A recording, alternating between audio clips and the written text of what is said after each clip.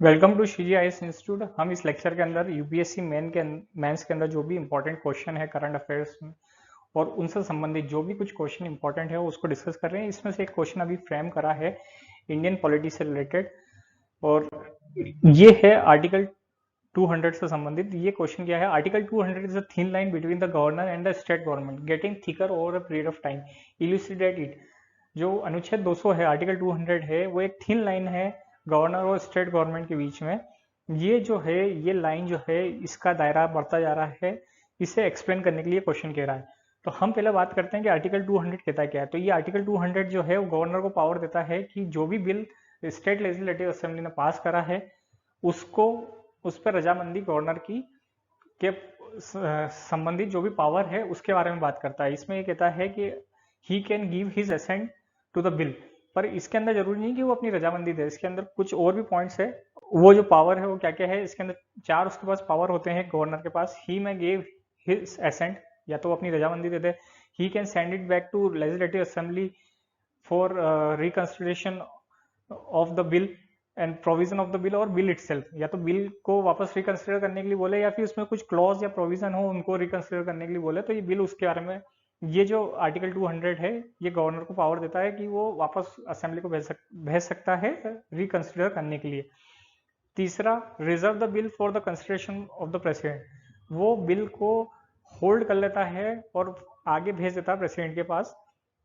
ये तीसरा उसके पास पावर है। और चौथा, वो विथहोल्ड द एसेंट, वो अपने पास ही उसको होल्ड कर ले बिल को। अब यदि वो उसको एसेंट दे देता है बिल को, यदि कोई भी लेजिस्लेटिव असेंबली में एक बिल पास हुआ और उसको एसेंट दे देता है, अपनी रजामंदी दे देता है, तो वो बिल बन जाता है एक्ट। पर यदि वो नहीं देता है तो उसके रेपरकशन क्या है? तो उसके रेपरकशन ये है, first, he can send it back to assembly. जब वो असेंबली को वापस भेजता है कंसिडर करने के लिए, तो असेंबली चाहे तो उसकी जो जो भी उसने अपने सुझाव जो दिए हैं उनको वो एक्सेप्ट कर भी सकती है और रिजेक्ट भी कर सकती है। वो असेंबली, जो लेजिस्लेटिव असेंबली है, वो बाध्य नहीं है कि वो उसको एक्सेप्ट ही करे। और जब वो उसको वापस भेजती है तो एक गवर्नर बाध्य होता है कि उसको एक्सेप्ट कर ले। उसमें उसका ये नहीं कि उसे रिजेक्ट कर दे या उसको होल्ड कर ले, उसको एक्सेप्ट ही करना है।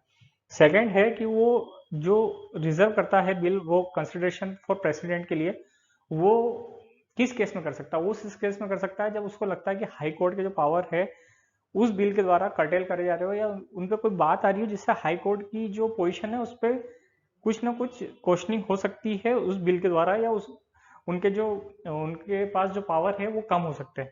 तो ये उस पर बात करता है। फिर सेकंड ये चीज है कि अभी रिसेंटली में कोर्ट ने इसके ऊपर कुछ डिस्क्रिप्शन पावर दे रखे गवर्नर को कि कुछ बिल्स को और भेज सकता है प्रेसिडेंट के लिए। बाकी कॉन्स्टिट्यूशन ये कहता है कि वो सिर्फ उसी केस में भेजेगा जब वो हाई कोर्ट से संबंधित ये बिल हो, तभी वो प्रेसिडेंट को रिफर करेगा।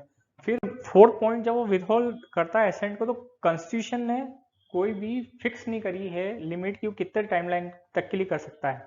अब हम आते हैं हमारे क्वेश्चन पे, जो कि ये कह रहा था कि आर्टिकल 200 जो है एक थिन लाइन है गवर्नर और स्टेट गवर्नमेंट के बीच में। वो अब उसकी जो दूरियां हैं, वो जो उसकी मोटाई है वो बढ़ती जा रही है। मतलब गवर्नर और स्टेट गवर्नमेंट के बीच में जो आर्टिकल 200 है उसको लेकर विवाद चल रहा है।